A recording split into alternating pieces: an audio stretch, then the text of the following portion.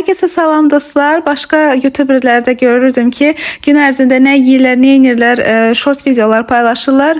Mən də düşündüm ki, belə video sizlərə hazırlayım və paylaşım. Deməli, səhər yeməyi saat 8-də hardasa belə tez hazırlanan afsiyanka üstünə yoğurt əlavə edirsiniz. Sadəcə 5 dəqiqə qalır və nuş edirsiniz. Günorta isə gördüyünüz kimi qatıq və lobya idi. Çox ləzzətli idi. Çoxdandır məni izləyənlər bilir ki, gəzməyi çox sevirəm. Hətta gün ərzində 15 min, 20 min addım yerisəm bezmərəm, yorulmaram. Deməli, yol boyu fitness batonçik və Chupa Chups'un maraqlı bir marmeladları var idi. Onu da aldım, yedim. Ac idim, həm də axşam yeməyi olaraq olacaqdı. Amma bununla bitmir. Çünki həmən günü bacımla görüşdü. Əslində çoxlu gəzib arıqlamaq istəyirdim. Çox da yemək istəmirdim. Amma bacımla görüşəndən sonra mütləq harasa gedək düşündük.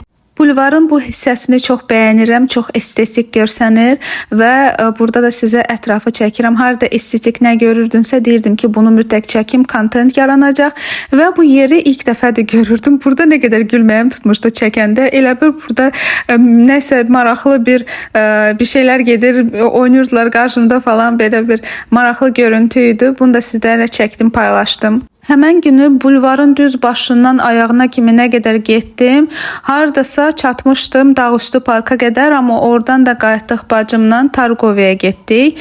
Buraları da sizə çəkmək istədim. Dediyim baxım o yerdir. Buralardan sonra uşaqlar üçün oyuncaq zonaları var. Mən buraları ilk dəfə də görürəm, sözün açığı, və çox qəşəngdir. Sanki nağıllar aləmindəsiniz. Burada da sizlərə içəri şəhəri göstərirəm. Öz ölkəmizdə həqiqətən çox sevirəm. Hər yeri çox gözəldir. Bacımla görüşəndən sonra şabalı da aldıq. Ondan sonra getdik ramyon yedik və bitmədi. Bundan sonra da getdik şirinyat aldıq, yedik, oturduq.